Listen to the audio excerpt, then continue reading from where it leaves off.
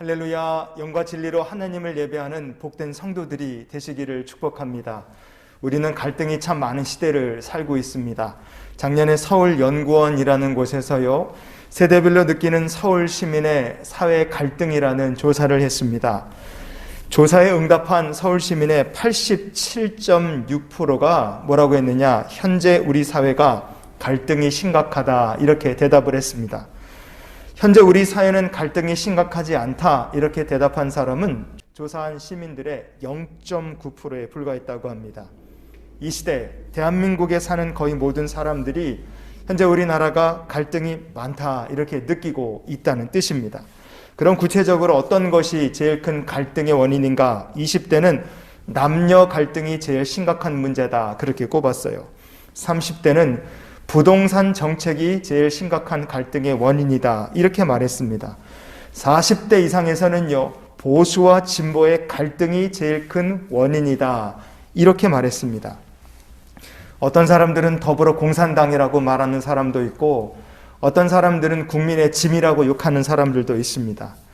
멸공을 이야기하는 사람들이 있고요, 그 멸공 소리에 아주 발작을 하는 사람들도 있습니다. 백신을 맞아야 된다는 사람도 있고, 백신 필요 없다고 말하는 사람들도 있습니다. 같은 나라고 같은 시대를 사는데 우리는 사람들의 의견이 수도 없이 쪼개지는 것을 보고 있습니다. 갈등이 심각한 것은 대한민국만의 문제인가? 그렇지 않습니다. 미국도 공화당, 민주당 지지하는 사람들끼리 서로 원수처럼 미워합니다. 나라 간의 갈등도 심각합니다. 미국과 중국이 지금도 여전히 무역 분쟁 중입니다. 한국, 일본 사이가 아직도 좋지 않습니다.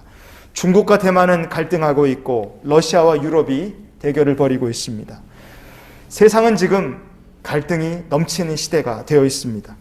마태복음 12장의 25절 보시면 예수께서 그들의 생각을 아시고 이르시되 스스로 분쟁하는 나라마다 황폐하여질 것이요 스스로 분쟁하는 동네나 집마다 서지 못하리라. 아멘.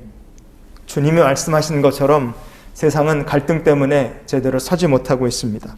갈등의 시대를 살고 있기 때문에 우리가 특별히 더 주님의 몸된 교회는 달라야 한다는 것을 느낍니다. 왜냐하면 하나님의 말씀이 있을 때 우리는 갈등, 분쟁, 다툼을 이길 수 있기 때문에 그렇습니다. 우리가 보는 성경, 특별히 우리말 성경에는요, 아무리 찾아봐도 갈등이라는 단어는 성경에 한 번도 나오지 않습니다. 분열이라는 말 세상에 많죠. 그러나 성경 전체에서 분열이라는 말은 2번밖에 나오지 않습니다. 분쟁이라는 것, 우리가 분쟁이 많은 세상을 살죠. 그러나 성경 전체에서 분쟁은 29구절밖에 없습니다. 다툼이라는 말, 우리가 다툼이 얼마나 많은 세상을 삽니까? 그러나 성경 전체에서 다툼은 39절에 불과합니다. 그 중에서 시편에 3번, 잠언에 17절 나옵니다. 그러니 나머지 성경 전체에서 다툼이라는 말이 나오는 구절은 19절에 불과합니다. 아주 조금밖에는 사용되지 않은 겁니다. 갈등은 0번, 분열은 딱 2절, 분쟁이라는 말이 들어간 말도 29절, 다툼이라는 말이 들어간 구절도 성경 전체에서 39절에 불과합니다. 왜 성경에는 이처럼 갈등, 분열, 분쟁, 다툼이라는 말이 이렇게 확연히 적게 나오겠습니까? 그것은 하나님의 백성이 서로 갈등을 하거나 분열을 하거나 분쟁하고 다투는 것이 하나님께서 기뻐하시는 일이 아니기 때문에 그렇습니다.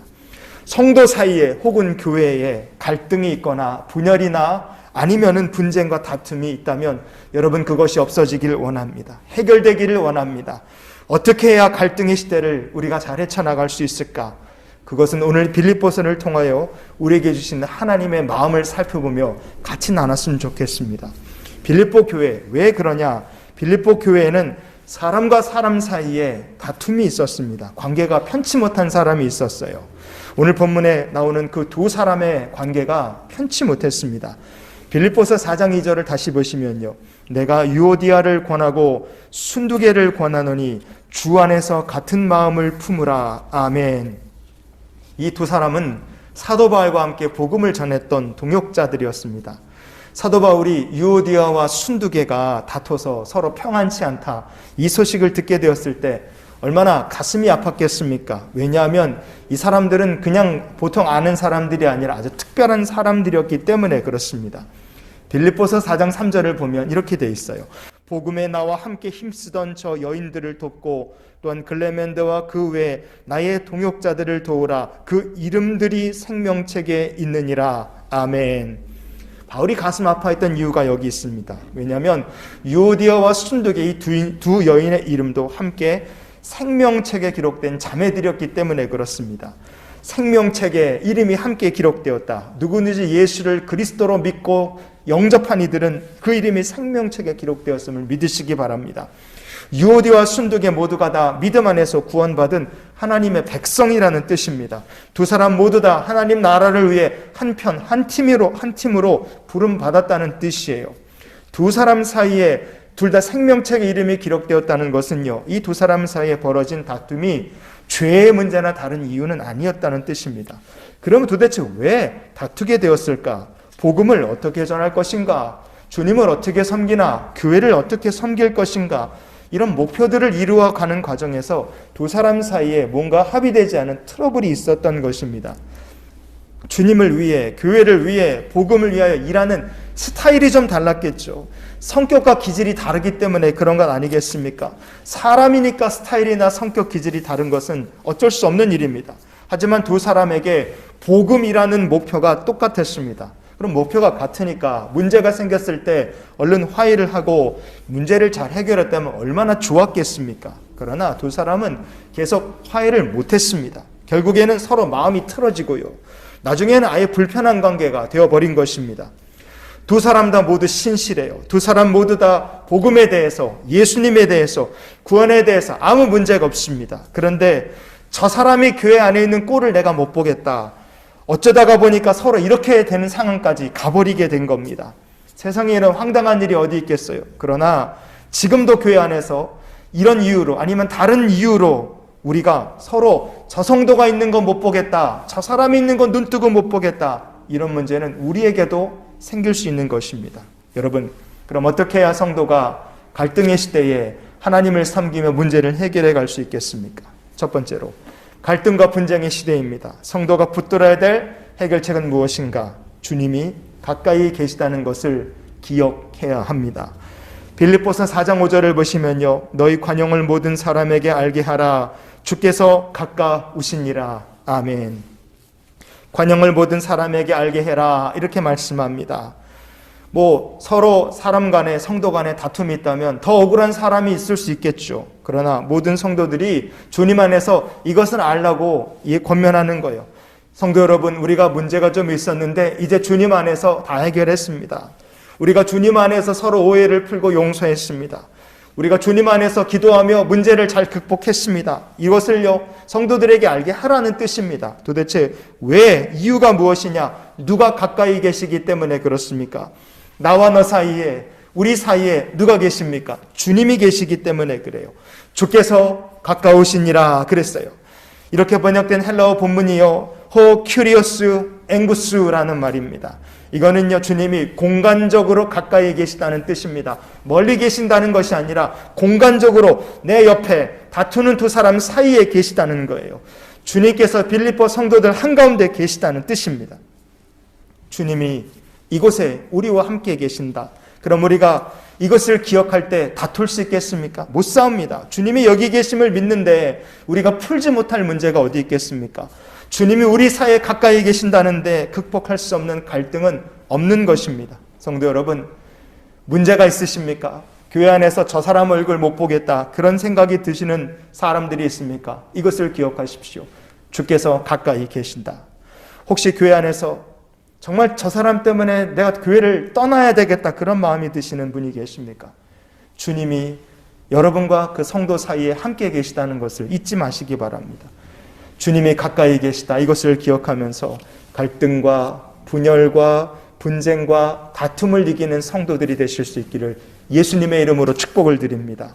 두 번째로, 갈등과 분쟁의 시대입니다. 성도가 붙들어야 될 해결책은 무엇인가? 두 번째는 바로 기도하는 것입니다. 빌립보서 4장 6절을 보시면요, 아무것도 염려하지 말고 다만 모든 일에 기도와 간구로 너희 구할 것을 감사함으로 하나님께 아뢰라. 아멘. 여러분, 기도가 문제 해결의 열쇠임을 잊지 마십시오. 창세기에 보면요, 가인과 아벨 이야기가 나오지 않습니까? 하나님께서 아벨의 제사는 받으셨는데 가인의 제사는 받지 않으셨어요. 가인 입장에서 본다면 억울할 수도 있습니다. 그래도 하나님께서 다 이유가 있으시니까 가인의 제사를 받지 않으신 것 아니시겠습니까? 그럼 가인이라는 사람이 해야 될 일이 무엇인가? 동생을 미워하거나 하나님께 거역하기 전에 이 사람이 해야 될 일은 기도하는 것이었습니다.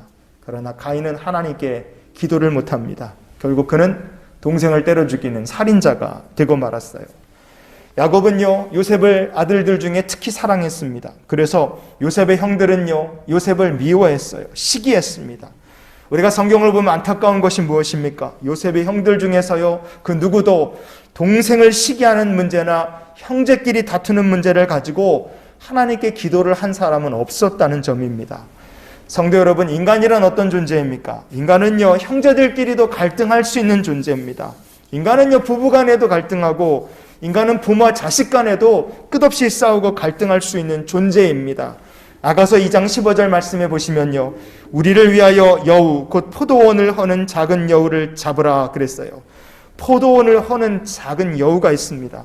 그리스도 안에서 형제자매된 믿음의 공동체를 허물어버리는 여우, 마귀의 역사죠. 갈등이 있고 분열이 있고 분쟁이 있고 다툼이 있습니다. 이 작은 여우를 우리가 잡아야 됩니다.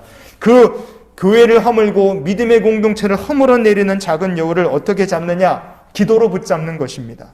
빌립보서 2장 2절 말씀해 보시면 마음을 같이하여 같은 사랑을 가지고 뜻을 합하며 한 마음을 품어 그랬어요.